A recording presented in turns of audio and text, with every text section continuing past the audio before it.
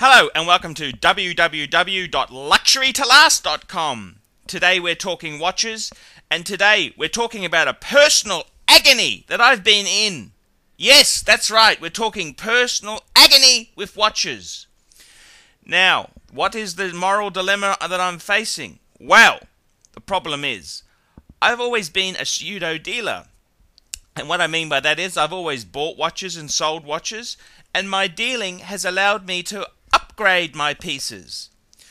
So basically I buy a basic Rolex, I'll then trade it, get a better one, have more money, buy a couple pieces, and my collection's grown. My luxury goods collection itself is probably worth about this is what I've paid for it, about 150,000. The retail replacement price of my luxury goods collection is probably approaching 400,000. So I like to get bang per buck. That's our Archie. Now, the moral dilemma I've got is my Patek 5107 in white gold. Now, the beautiful thing about the Patek is most plebs don't really know what a Patek is, so it's got a limited market. If I had have bought a solid gold day date with diamonds, I could have sold it about 20 times so far. However, it's really the super rich and the people in the know who know what a Patek is. Now, I've been tempted. I've had a few offers, but I've never been this close to a deal.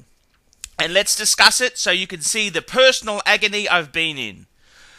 I bought my Patek and I loved it. I loved it. It was just made me feel like $1 million. I went into shops and people sucked my ass like they've never sucked before.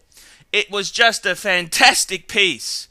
I had friends of mine, people who I actually despised and really couldn't stand. They loved my Patek. They asked to hold it. They asked to look at it. They asked to touch it. It really made me feel like $1 million. And then I've had a good friend of mine who was a watch dealer. That's Brisbane Vintage Watches. He asked if I could put it at his window at Christmas time and see if we could sell it. I said, sure, helping out a friend. Always Archie likes to help out his friends. And I said to the dealer, I said, look, if it's not sold by Christmas, I'll pick it up before Christmas, and that way there, I have a Christmas present either way. Either it sells and I've made money, or it doesn't sell and I've got my most beautiful Patek to enjoy again. So that was my rationale, and we came close. We had some offers. I could have got my money back on the piece, but I said, look, I really love my Patek. I need to make profit. Archie's not a fucking charity. He does things for money. I'm a prostitute. So that was a definite no. No point getting your money back when you love the piece, and it's a Patek. I mean, the stingy asshole Chinaman who was bidding on it, I mean, I said to him, you want it? You fucking pay the price or you fuck off. Simple Archie advice there. So anyhow, that was the end of that deal.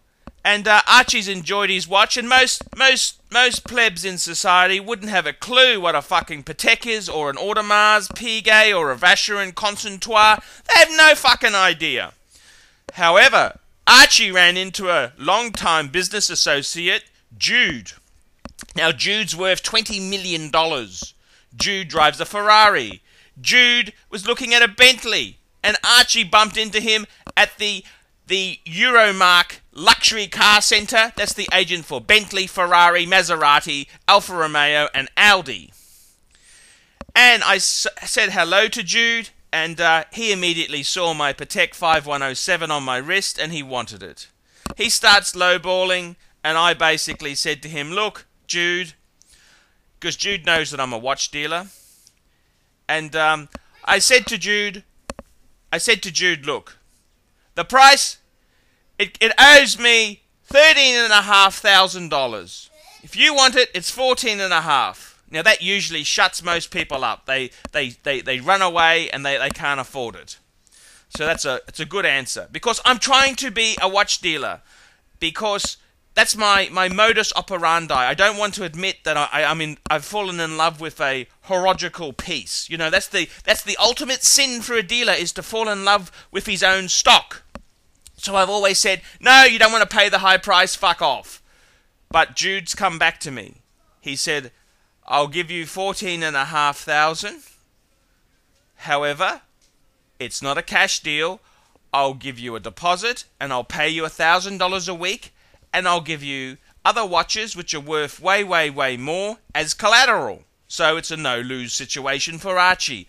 But Archie's thought about it, and Archie's come to the conclusion that he really, really, really loves his Patek 5107. I've enjoyed such classic moments. I've met such beautiful women with that watch. I've pissed off people I can't stand. I've been to court with that watch and I've won. I've done so much. I've had beautiful women say hello to me when I wore that Patek. I've just had so many good experiences. I mean, Archie's starting to come apart at the seams here. It's a very tough moral decision, but Archie's decided he doesn't want to sell it. Is that unprofessional? Is Archie starting to show emotion here? I don't know what to say. This is something that's really quite hard for me to deal with at the moment. A good watch dealer never falls in love with his stock. It's always about the money, isn't it? Well, I think Archie may have found the nemesis, the Patek 5107. I spoke to my wife about it and she said, keep the bloody thing. I think that's what I'll do. I'll keep my Patek. I'm no longer a dealer. I'm a watch lover. Thanks for watching my video.